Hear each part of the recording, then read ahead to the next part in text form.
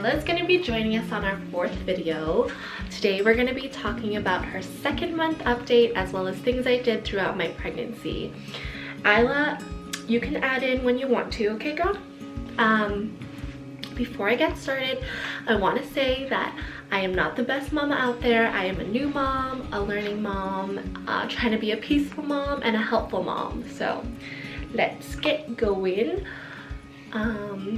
So for her 2nd month update, a few things I want to say is, oh, you want to say something?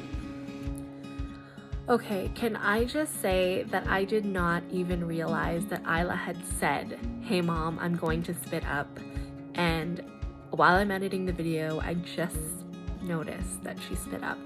And yeah, this is real life, guys, so I didn't notice until later on in the video, so don't judge me, but hey, I'm trying. Yeah.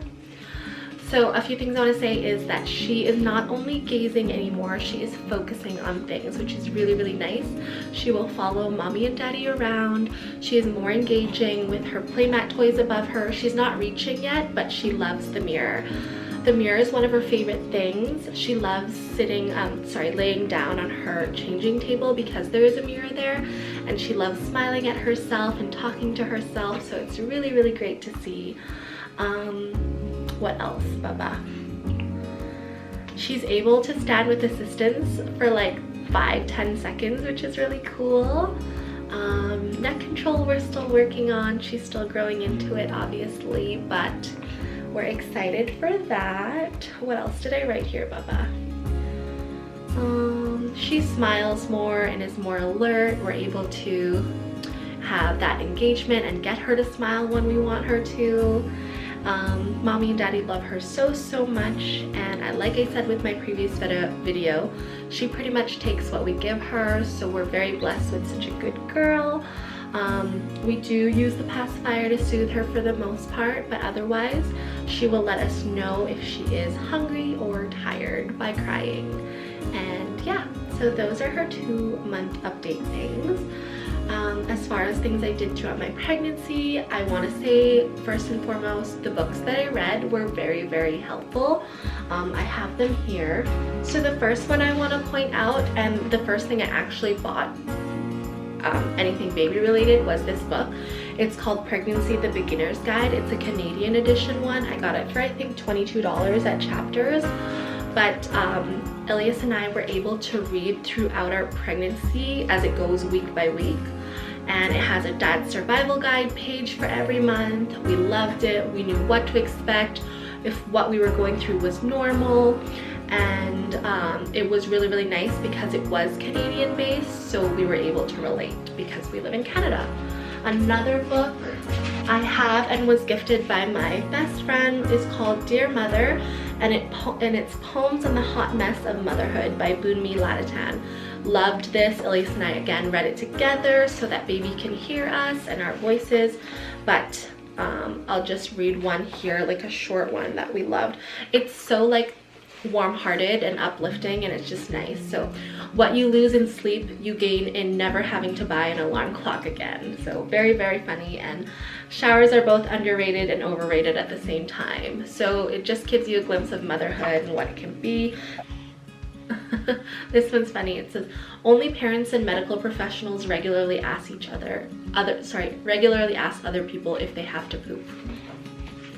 And the last one we read, I read, Elias didn't read it, was called The Happiest Baby on the Block.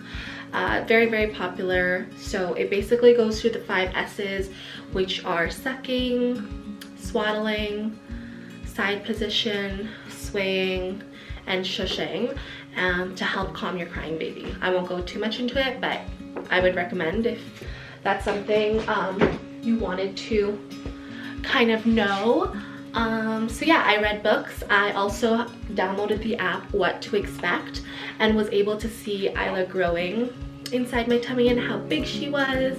I did, like, fruit-wise is the one I chose, like fruits and vegetables, but there are different variations you can choose from on how you want to see how big your baby is, and it had week-to-week videos, and it was really nice to see that. So Another thing I want to say is that I lived in dresses. Although I was pregnant throughout like the summer, I was able to live in dresses. They were comfortable. Yeah. You spit up a little bit? It's okay. You want to see them? That's okay here. So they were comfortable. I was able to sleep in them. I didn't have to worry about wearing pants, and it was great. I did have to buy maternity pants from what store? Time Maternity, and that was nice. I do suggest you, because maternity clothes are quite expensive, before you go, to see if you can wear anything from your partner's wardrobe, but if not, get the jeans that have like the black kind of spandexy material that go over your belly, instead of like the gray nice comfy cotton ones, because I find that the gray cotton comfy soft ones tend to slip down more than the black spandexy ones. That's what I found. And then obviously stick with the basics, because for me, honestly, all of the maternity stores that I went to were a little aging for style. Not to be offensive, but they just weren't my style, so I did stick with the basics. And obviously, again, hand-me-downs. Like, I was fortunate enough to have other moms give me hand-me-downs for like tank tops and stuff, and that was really helpful.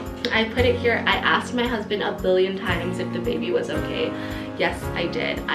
Because it was my first baby the first time, I was really worried a lot of the time, and because I didn't invest in like a home Doppler, you would go weeks at a time without hearing your baby's heartbeat, and so every time I didn't feel movement for like 15 minutes, I know it's quite obsessive, I would like call my husband and be like, is she okay? And you know, he's not even there, but word of advice, just do what Elias did. All he said was, Jen, he like reassured me, Jen, she's okay, everything is fine, you're okay, you know, we're okay. And he would like, if he was there beside me, he would hug me and just reassure me that everything was okay. And then a lot of the time, he would sit there with me, and we would count movements together as what the doctor mentioned. And if we didn't have, I don't remember exactly the numbers, but if we didn't feel like, I think it was like,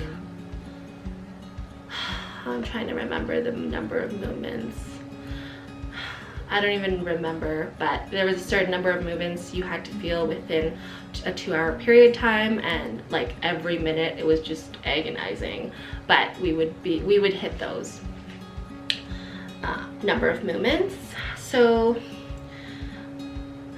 I was cautious more about staying hydrated than doing my healthy diet. Obviously, I tried to incorporate more fruits and vegetables, and I did crave more fruits and vegetables throughout my pregnancy, but I did try my best to stay hydrated, and I feel like I succeeded, especially after I was in my second trimester. I think it was around 24 weeks when I actually had to go to the hospital and get an IV because I was dehydrated, and I was experiencing the most severe stabbing pain on my left side. So do yourself a favor and stay hydrated, because being dehydrated as a pregnant lady, you can actually get contractions, or like feel pain like contractions.